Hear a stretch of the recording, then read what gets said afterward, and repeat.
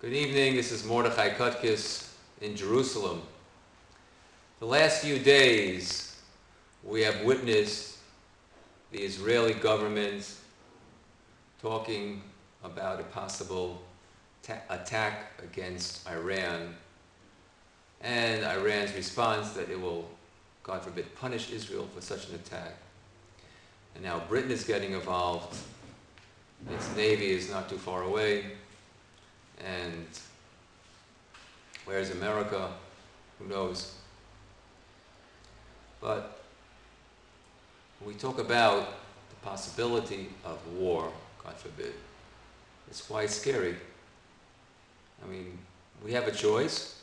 We can stick our heads in the sand like an ostrich, or we can face reality. Say, if God forbid there is a war, what are we going to do? We're going to be scared of our minds. We're going to hide in our shelters, pray. What should we do? And the possibility of a destructive war really calls to mind a well-known prophecy, which is prophesied thousands of years ago by Zechariah the prophet. And I read in the Holy Scriptures, "And it shall come to pass that in all the land, says the Lord, 2 parts in it shall be cut off and die, but the third shall be left in it." In all the land, most of the commentators understand this to mean the entire world. 2/3 of the entire world will be destroyed. And what about the 1/3 that's left? "And I will bring the third part through the fire, and it will refine them. I will refine them as silver is refined, and I will try them as gold is tried. And they shall call on my name, and I will hear them. I will say, it is my people, and they shall say, the Lord is my God." There are going to be difficult challenges for the survivors. Let's hope we are among them.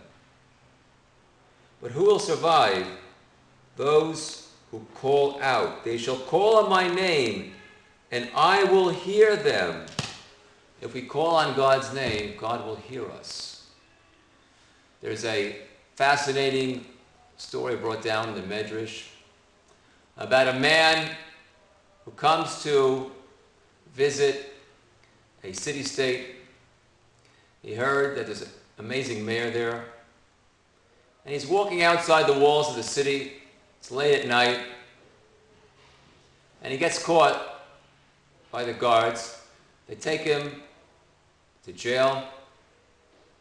They say, "Oh, you must be a spy. What are you doing so late at night walking around our city?" And they start hitting him. They start beating him. And he says, "You can't touch me.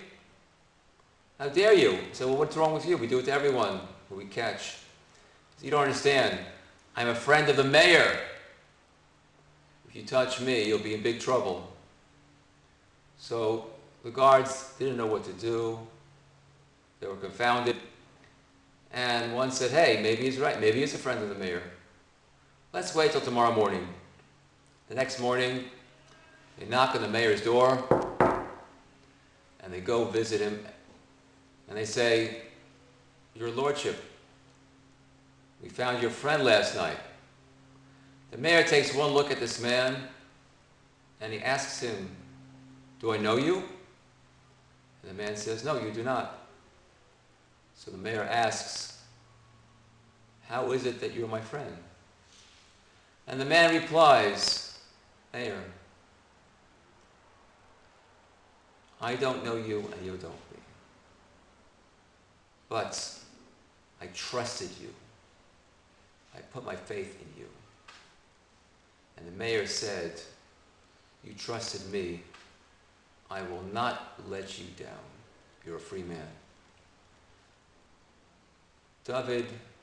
King David said in Psalms, "Elokai b'cho batachti al evosha." My Lord, I trust in you, and therefore I will not be put to shame. David knew instinctively that if he puts his trust in God, he will never be put to shame. No one could ever say, "Hey, why don't you try something more practical? Why don't you do something?" Instead of just trusting in God. because David knew who God is. And David knew that if we put our trust in God, He will not let us down. This is our only hope, to put our trust in God. We find a similar idea brought down in this week's portion by Yera. Concerning Abraham and Sarah, Abraham was a man of 100, Sarah was 90, and 3 angels came to visit them. One of them said, "A year from now you're going to have a child." And Sarah laughed. Why did she laugh? She thought some simple man was saying you're going to have a child. And the Medrash relates the rabbi's tradition that was given over from Sinai, that Sarah had a conversation with herself, and she asked herself, why did I laugh? God can do anything. True, I'm all shriveled up like an old lady, but if I trust God, I'll know I'll have a salvation. I know I'm going to have a salvation. I trust God. I trust Him. He can give me a salvation. He can deliver me from all my problems and all my pain. And God said to Sarah, "You trusted me, I will not let you down. I will not disappoint you. You will have a child."